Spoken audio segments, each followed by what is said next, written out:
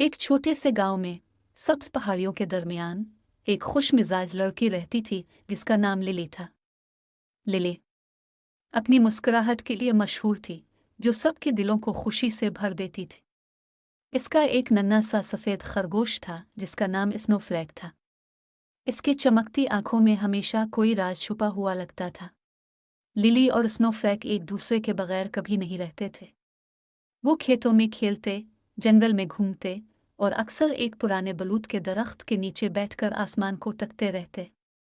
लेकिन लिली को हमेशा लगता था कि स्नोफ्लैक कोई आम खरगोश नहीं है। वो इसकी बातों को ऐसे सुनता जैसे समझ रहा हो, और जब भी वो अपने ख्वाब बताती, उसकी नाक अजीब अंदाज में हिलती। एक दिन धूप से भरे दोपहर में लिली जंगल के किनारे खेल रही थी। उसे जंगली फूलों के नीचे एक पुरानी किताब मिली। यह किताब सुनहरी हुरूफ में जगमगा रही थी और उस पर लिखा था, जादुई जंगलों के राज। लिली ने किताब खोली और स्नोफ्लैक करीब आ गया। उसकी नाक हैरत से हिलने लगी। किताब में एक जादुई जंगल का जिक्र था जो पहाड़ियों के पीछे छुपा हुआ था। इस किताब के मुताबिक जो कोई भी पाक दिल के साथ और बेलौस ख्वाहिश के साथ इस जंगल में दाखिल हो, वो परियों की मलिका से मिल सकता है। लिली की आंखों में हैरत की चमक आ गई। क्या तुम्हें लगता है हम इस जादुई जंगल को ढूंढ सकते हैं? स्नोफ्लैक उसने पूछा। खरगोश ने ऐसे सर हिलाया जैसे वाकई जानता हो, और फिर जंगल के अंदर की तरफ उछलने लगा जैसे उसे रास्ता मालूम हो। स्नोफ्लैक की रहनुमाई में लिली जंगल के अंदर गहराई में चली गई। दरख्त ऊंचे और गहरे हो गए और उनके पत्तों पर हल्की सी सुनहरी रोशनी चमकने लगी।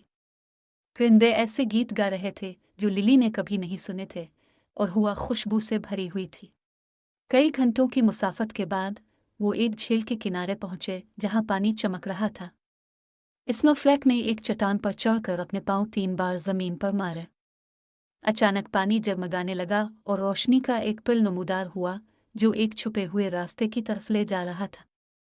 पिल के पार लिली और स्नोफ्लैक एक ऐसे मकाम पर पहुंचे जो जमीन पर जन्नत लग रहा था। तितलियां, जिनके परों में शीशे की मानंद रंग थे, हवा में उड़ रही थी और दरख्तों की शाखें हीरे की तरह चमक रही थीं। जंगल के दिल में एक शफ़ाफ महल खड़ा था जो जमीन से कुदरती तौर पर उगा हुआ मालूम होता था। जब लिली महल के करीब पहुंची तो दरवाजे खुद ब खुद खिल गए और वहां फूलों के तख्त पर परियों की मलिका बैठी थी। मलिका निहायत खूबसूरत थी। इसका लिबास कौस कज़ा के तमाम रंगों में चमक रहा था और उसकी आंखों में बेपनाह मेहरबानी थी। खुश आमदीद लिली, मलिका ने नरमी से कहा। तुम्हारे पाक दिल और स्नोफ्लैक के साथ तुम्हारी मोहब्बत ने तुम्हें यहाँ तक पहुँचाया है। लिली ने हैरत से कहा, अब मेरा नाम जानती हैं? और स्नोफ्लैक, ये सब कैसे? मलिका मुस्कुराए। स्नोफ्लैक कोई आम खरगोश नहीं है। वो मेरे मुहाफिजों में से एक है जो नेकदिल लोगों की देखभाल के लिए भेजा जाता है। ये वही था जिसने तुम्हें यहाँ तक पहुँचाया। लिली ने हैरत से स्नोफ्लैक को देखा जो हल्की सी रोशनी में जगमगा रहा था। इसने अपनी नाक हिलाई और लिली के बाजुओं में आ गया जैसे कह रहा हो, ये सब सच है। मलिका ने कहा, तुम यहाँ जादुई जंगल में एक ख्वाहिश के लिए आई हो। बताओ, तुम्हारी ख्वाहिश क्या है? नल ने कुछ लम्हों के लिए सोचा।